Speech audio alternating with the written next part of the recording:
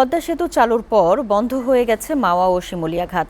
এখন কেউ নদী পার হতে না আসলেও পদ্মা সেতু ও নদীর শান্ত ঢেউ ও জলরাশি উপভোগ করতে বিভিন্ন প্রান্ত থেকে ছুটে আসেন হাজারো পর্যটক।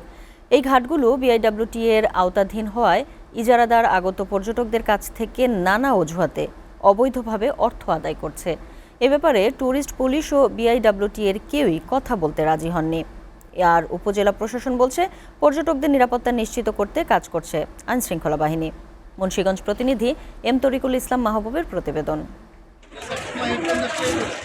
মুন্সিগঞ্জের লৌহজংয়ে মাওয়া ও শিমুলিয়া ঘাটে একসময় ফেরি, লঞ্চ, স্টিমার সহ চলাচল করত নানা ধরনের নৌযান। তবে গেল কয়েক বছর ধরে পদ্মা সেতু চালু হওয়ায় বিলীন হয়ে গেছে ঘাটগুলো।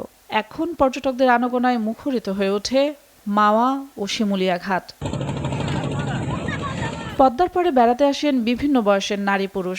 সপ্তাহে 2 দিন পর্যটকদের চাপ থাকে বেশি। নিরাপত্তায় ট্যুরিস্ট পুলিশ ও নৌ পুলিশ ও কোস্টগার্ডের নজরদারি থাকলেও অধিকাংশ পর্যটকবাহী ট্রলার ও স্পিড বোটগুলো লাইফ জ্যাকেট ও বয়া ছাড়াই নদীতে চলাচল করছে।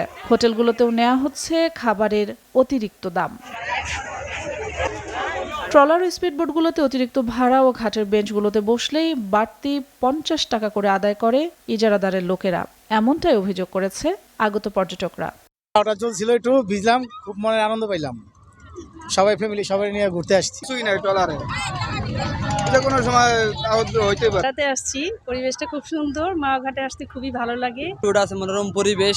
এখান থেকে আমরা ব্রিজ পর্যন্ত ঘুরে নিয়ে আসি পর্যটকদের। শিমুলিয়া ঘাটটা আসলে বিআইডব্লিউটি এর অ্যাকোয়ার্ড ভূমি, কিন্তু তারপরও আইনি যেসব আমাদের জটিলতা আছে সেগুলো আমরা নিরসন করে কিভাবে এই পর্যটন হাবটা আমরা বাস্তবায়িত করতে পারি সে বিষয়ে আমরা সকলেই আসলে একসাথে কাজ করছি। পর্যটকদের মতে ঘাটের এই অনিয়ম ও অব্যবস্থাপনাগুলো দূর করা হলেই পর্যটক বান্ধব হয়ে উঠবে মাওয়া ও শিমুলিয়া ঘাট। STV news desk.